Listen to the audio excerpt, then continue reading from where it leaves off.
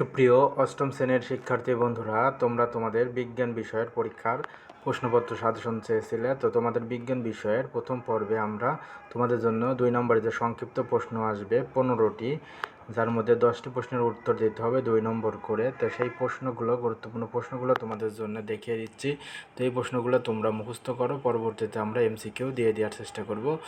তো প্রথমে দেখো সংক্ষিপ্ত প্রশ্ন নম্বর 1, কাঁঠালকে যৌগিক ফল বলা হয় কেন? এই প্রশ্নটি শিখে নিবা। 2 নম্বর, বৈজ্ঞানিক নামের প্রয়োজনীয়তা কি ব্যাখ্যা করো।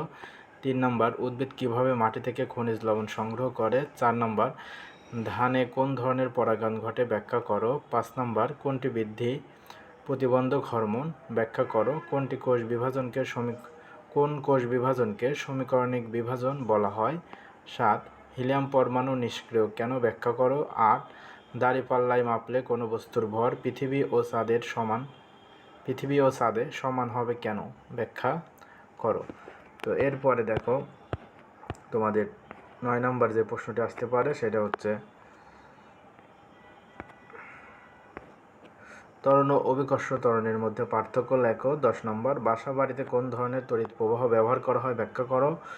11, প্রশমন বিক্রিয়া বলতে কী বোঝো, উদাহরণ দাও। 12 নম্বর, পৃথিবী পৃষ্ঠে 12 কেজি ভরের বস্তুর ওজন নির্ণয় করো। তো এখানে 10 কেজি, 12 কেজি, 15 কেজি তোমার ভরটা চেঞ্জ করে দিতে পারে, যেটাই দিক তুমি কিন্তু নিয়ম অনুযায়ী শিখে নিবা। চুনের পানি যোগ করলে কি ঘটে? আমরা ফুলের সুবাস কিভাবে পাই ব্যাখ্যা করো। কার্বনের পারমাণবিক সংখ্যা 6 বলতে কী বোঝায়?